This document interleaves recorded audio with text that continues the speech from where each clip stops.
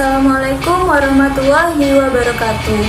Halo adik-adik semua, bagaimana kabar kalian? Semoga kalian tetap sehat dan tetap semangat untuk belajar. Nah, di masa pandemi ini jangan lupa untuk mencuci tangan setelah kalian beraktivitas di luar rumah dan tetap menjaga kesehatan sesuai dengan protokol-protokol yang diberlakukan. Nah, sebelumnya perkenalkan, nama kakak adalah Magfira Amalia Kaulin. Kalian bisa panggil Kak Fira. Nah, jadi di sini kakak akan menjelaskan tentang GLB dan DLBB. Kalian pasti penasaran kan bagaimana tentang penjelasannya? Yuk kita simak video berikut ini.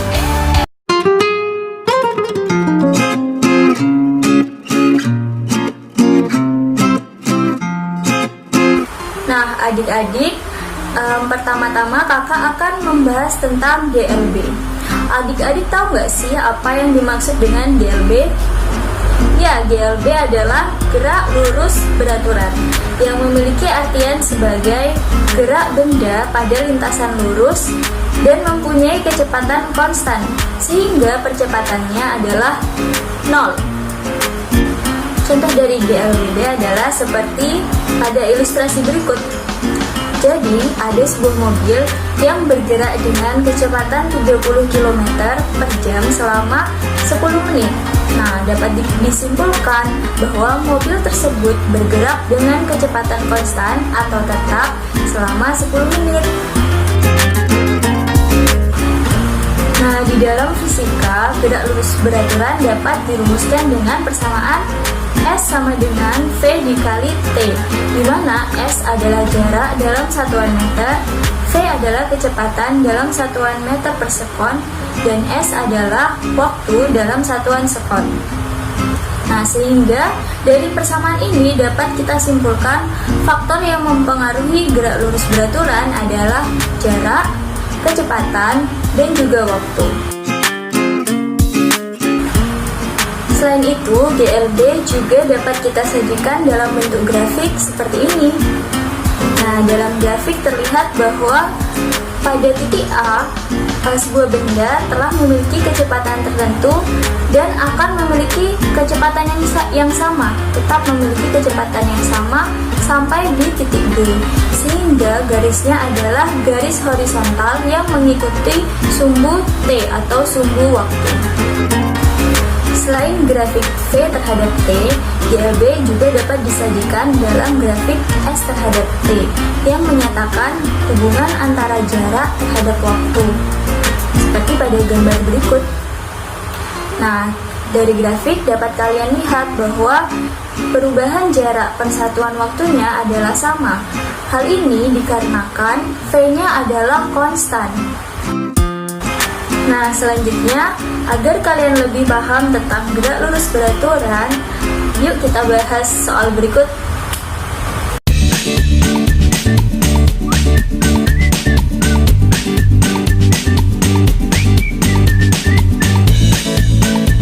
Nah, adik-adik, untuk menyelesaikan contoh soal tersebut, pertama-tama kita tulis terlebih dahulu variabel-variabel yang diketahui dalam soal. Ketahui V sama dengan 100 km per jam, T sama dengan 120 menit, yaitu kita ubah menjadi jam menghasilkan 2 jam. Ditanyakan jarak atau S-nya. Kita gunakan rumus GLB yaitu S sama dengan V kali T. Kemudian masukkan nilainya sehingga menghasilkan jarak tempuhnya adalah 200 km. Adik-adik, bagaimana? Apakah kalian sudah paham tentang materi, konsep, dan contoh soal dari gerak lurus beraturan? Ya, kalau kalian sudah paham, selanjutnya kakak akan membahas tentang GLBB atau gerak lurus berubah beraturan. GLBB adalah gerak lurus berubah beraturan yang memiliki artian sebagai gerak benda pada lintasan lurus terhadap titik acuan tertentu yang memiliki percepatan konstan. Nah, contohnya seperti ini. Ketika kalian mengayuh sepeda pada jalanan menanjak maupun pada jalanan menurun. Nah, saat itu dia menghasilkan percepatan maupun perlambatan. Nah, bagaimana adik-adik? kalian sudah paham kan perbedaan dari GLB dan GLBB? Ya benar, perbedaannya adalah GLB tidak memiliki percepatan, sedangkan GLBB memiliki percepatan.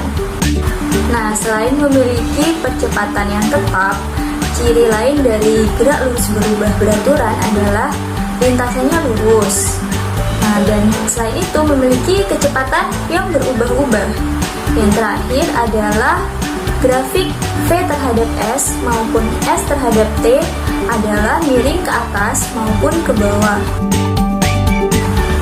Nah, adik-adik, satu hal yang perlu kalian ketahui adalah GLBB ini terbagi dalam dua jenis. Yang pertama adalah GLBB dipercepat, yang kedua adalah GLBB diperlambat. Contoh dari GLBB dipercepat adalah ketika sebuah mobil menuruni bukit. Nah, grafiknya adalah seperti ini. Dalam grafik dapat kalian lihat bahwa semakin lama waktunya, maka kecepatannya akan semakin meningkat. Nah, terlihat bahwa di titik A itu kecepatannya adalah 0. Semakin lama ia akan mengalami percepatan sehingga kecepatannya akan terus bertambah. Yang kedua adalah GLBB diperlambat. GLBB diperlambat contohnya adalah ketika sebuah mobil menaiki sebuah bukit. Nah, berbeda dari grafik GLBB dipercepat, yaitu grafiknya tadi kan mengarah ke atas. Nah, grafik dari GLBB diperlambat ini dia mengarah ke bawah atau menurun. Dimana hal ini menjelaskan bahwa pada kecepatan awal dia memiliki suatu kecepatan tertentu, sehingga semakin lama waktunya kecepatannya akan semakin menurun atau semakin kecil, sehingga nanti pada akhirnya dia akan memiliki kecepatan sebesar 0. Nah, adik-adik, di dalam fisika persamaan umum GLBB terbagi dalam 3 macam, yaitu yang pertama adalah VT sama dengan V0 plus minus AT. Yang kedua adalah S sama dengan V0 dikali T ditambah dengan setengah AT kuadrat. Dan yang terakhir adalah VT kuadrat sama dengan V0 kuadrat plus minus 2AS. Nah, plus minus ini menandakan dia mengalami percepatan saat positif dan dia mengalami perlambatan saat negatif. Nah, bagaimana? Kalian sudah paham kan tentang GLBB?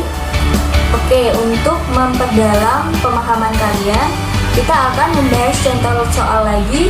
Nah, yang sekarang ini mengenai GLBB. Mari kita perhatikan yuk soalnya.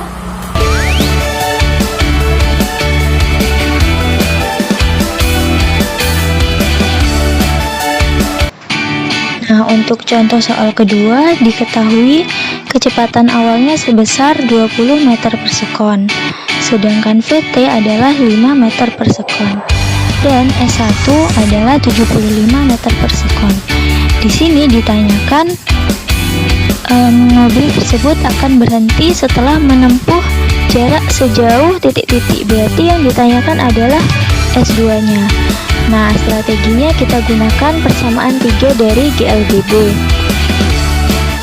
Jadi, pertama-tama kita tentukan perlambatan dari mobil tersebut menggunakan persamaan 3 tadi, yaitu VT kuadrat sama dengan V0 kuadrat dikurangi 2AS1. VT-nya adalah 5 sehingga menghasilkan 5 kuadrat, kemudian V0-nya 20 sehingga dihasilkan 20 kuadrat dikurangi 2A dikali 75.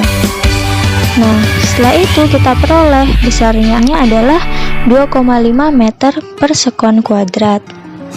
Nah, selanjutnya kita tentukan jarak yang ditempuh lagi oleh mobil hingga berhenti, yaitu variabel S2. Nah, di sini kita menggunakan persamaan yang tadi ya, VT kuadrat sama dengan V0 kuadrat dikurang 2 kali A dikali S2. Nah, kita masukkan nilai-nilainya. VT-nya adalah 0 dan V0-nya adalah 5. Kemudian nilai percepatannya kita peroleh tadi 2,5 meter per sekon kuadrat. Sehingga setelah dioperasikan, kita peroleh S2-nya adalah 5 meter. Nah, jadi jawabannya adalah mobil tersebut akan berhenti setelah menempuh lagi jarak sejauh 5 meter. Baiklah adik-adik, sekian penjelasan dari kakak tentang gerak lurus beraturan dan juga gerak lurus berubah beraturan. Jangan lupa like, subscribe, dan komen juga ya. Terima kasih adik-adik. Wassalamualaikum warahmatullahi wabarakatuh.